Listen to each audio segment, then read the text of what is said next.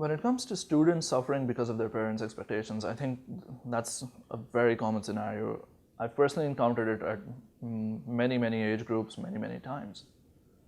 When it comes to primary students, I can distinctly recall one particular case.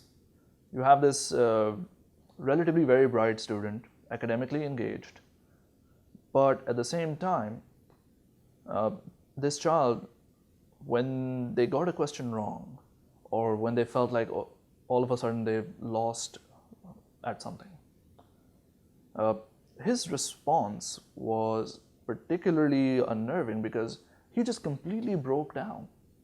You had somebody who's 7 or 8 years old, and they just had no concept of being able to deal with any level of adversity. And that was because, like, after he was done sort of, crying, once he'd calmed down a bit, when we talked to him, that was largely because at home, his parents would continuously criticize him if he ever got anything wrong. He was in this environment where failure was completely not tolerated. And it was something that would make him an object of ridicule to his own parents at such an early age. And that's sort of one example of like where this pressure can often lead to.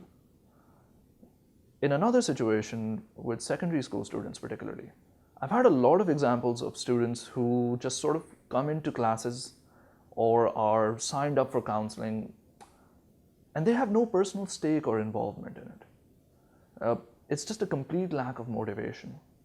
And it's mostly just their parents who show up to classes oftentimes with them and are almost physically pushing them in the door and saying, hey, you have to listen to your teacher, you have to do this, you have to do that. In many cases, here, this is your schedule, you have to be here this day or that day and so on. And it's a particularly oppressive feeling that it leaves you with because these kids don't feel like they're autonomous in any sense of the word. It feels like everything in their environment has determined them into this point and they know this. And they feel powerless to prevent it.